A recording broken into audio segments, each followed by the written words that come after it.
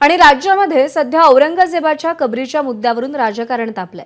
आजच्या शिवजयंतीच्या मुहूर्तावर औरंगजेबाची कबर हटाव मोहीम सुरू होणार आहे आणि या मुद्द्यावरूनच आजच्या सामना अग्रलेखातून टीका करण्यात आली आहे। महाराष्ट्राचा इतिहास काही लोकांना पुसून टाकायचा आहे। छत्रपती शिवाजी महाराजांच्या नावाने चाललेले हे दळभद्री उद्योग मुख्यमंत्री फडणवीसांनी बंद पाडायला हवेत असा सामनातून हल्लाबोल करण्यात आलेला आहे।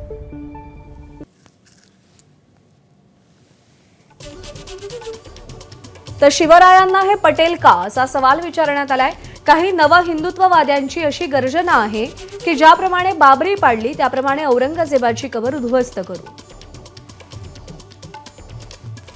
हे लोक इतिहासाचे व महाराष्ट्राच्या शौर्य परंपरेचे शत्रू आहेत। त्यांना महाराष्ट्राचं वातावरण विषारी करायचंय आणि स्वतःला हिंदू तालिबानी म्हणून मिरवायचंय। हिंदुत्वाचं विकृतीकरण घडवून शिवरायांच्या हिंदवी स्वराज्याचाही ते अपमान करीत आहेत। शिवाजी महाराज कोणाविरुद्ध लढले? मराठ्यांनी 25 वर्ष दुश्मनांना कसं झुंजवलं?